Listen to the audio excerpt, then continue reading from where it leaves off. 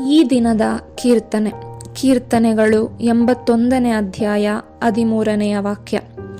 ಒಳಿತಾಗಿರುತ್ತಿತ್ತು ನನ್ನ ಜನರು ನನಗೆ ಕಿವಿಗೊಟ್ಟಿದ್ದರೆ, ಮೇಲಾಗಿರುತ್ತಿತ್ತು ಇಸ್ರಾಯೇಲರು ನನ್ನ ಹಾದಿ ಹಿಡಿದಿದ್ದರೆ.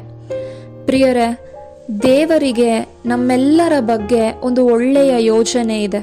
ಆದರೆ ಈ ಯೋಜನೆ ನಮ್ಮ ಜೀವಿತದಲ್ಲಿ ನಾವು ಅನುಭವಿಸಬೇಕಾದ್ರೆ ದೇವರು ನಮಗಾಗಿ ಇಟ್ಟಿರುವ ಒಳಿತುಗಳನ್ನು, ಆಶೀರ್ವಾದಗಳನ್ನು ಅನುಭವಿಸಲು ದೇವರ ಮಾತಿಗೆ ಕಿವಿಗೊಟ್ಟು ಅವರ ಮಾರ್ಗದಲ್ಲಿ ನಡೆಯುವಾಗ ಮಾತ್ರನೇ ಸಾಧ್ಯವಾಗ್ತದೆ.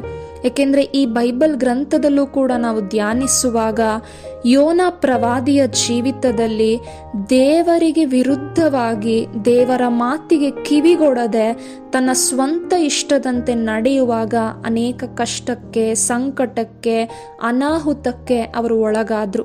ಇವತ್ತು ನಾವು ಕೂಡ ಎಷ್ಟೋ ಜನರು ನಮ್ಮ ಜೀವಿತದಲ್ಲಿ ಅನೇಕ ಕಷ್ಟಗಳಿಗೆ, ನಷ್ಟಗಳಿಗೆ, ನೋವುಗಳಿಗೆ, ಅನಾಹುತಕ್ಕೆ ನಾವು ಒಳಗಾಗಿರುವುದರ ಒಂದು ಮುಖ್ಯ ಕಾರಣ ನಮ್ಮ ದೇವರ ಮಾತಿಗೆ ಕಿವಿಗೊಡದೆ, ಅವರ ಮಾರ್ಗದಲ್ಲಿ ನಡೆಯದೆ ನಮ್ಮ ಸ್ವಂತ ಇಷ್ಟದಂತೆ ನಡೆದದ್ದೇ ಆಗಿದೆ ಪ್ರಿಯರೇ. ಅದರಿಂದ ನಾವು ಈ ದಿನ ಪಶ್ಚಾತ್ತಾಪ ಪಟ್ಟು ಪ್ರಾರ್ಥಿಸೋಣ, ದೇವರ ಮಾರ್ಗ ನಮಗೆ ತಿಳಿಸಿಕೊಡಿ ಎಂಬುದಾಗಿ ಪರಿಶುದ್ಧಾತ್ಮರ ಬಳಿಯಲ್ಲಿ. ಪವಿತ್ರಾತ್ಮರಾಗಿದ್ದಾರೆ ದೇವರ ಮಾರ್ಗವನ್ನು ತೋರಿಸಿಕೊಡುವವರು ಮತ್ತು ದೇವರ ಮಾರ್ಗದಲ್ಲಿ ನಮ್ಮನ್ನು ಮುನ್ನಡೆಸುವವರು. ಅದರಿಂದ ಈ ದಿನ ನಾವು ಪ್ರಾರ್ಥಿಸೋಣ, ದೇವರ ಮಾರ್ಗದಲ್ಲಿ ನಾವೆಲ್ಲರೂ ಕೂಡ ಜೀವಿಸೋಣ. ದೇವರಿಗೆ ಸ್ತೋತ್ರ.